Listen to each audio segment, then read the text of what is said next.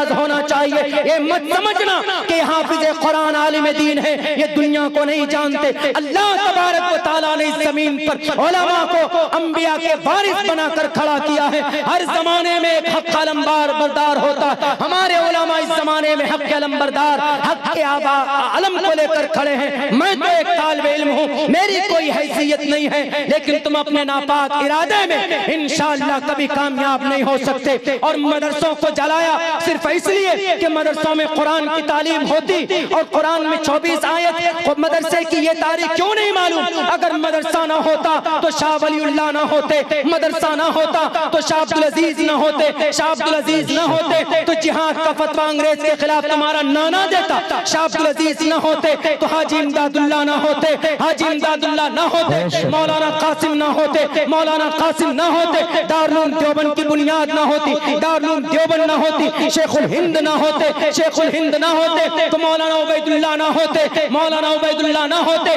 तहरीक रेशमी रुमाल ना होती, तहरीक रेशमी रुमाल ना होती, शेखुल इस्लाम ना आते, शेखुल इस्लाम ना आते। अंग्रेज की हिम्मत को तोड़ने वाला कौन?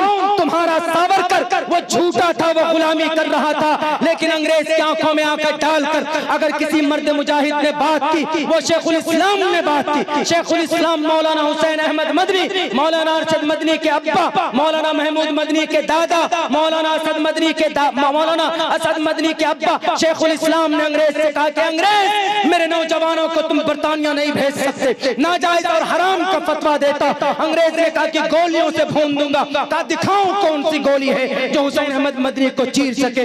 अगर अंग्रेज के सामने उनकी हिम्मत और उनकी रगों को खोखली करने वाली आवाज अगर किसी ने बुलंद की, इन मदरसों से पढ़ने वाले शेखुल इस्लाम हुसैन अहमद मदनी ने की है। ये हमारे मदरसे की तारीफ। नारे तकबीर, उलमाए किराम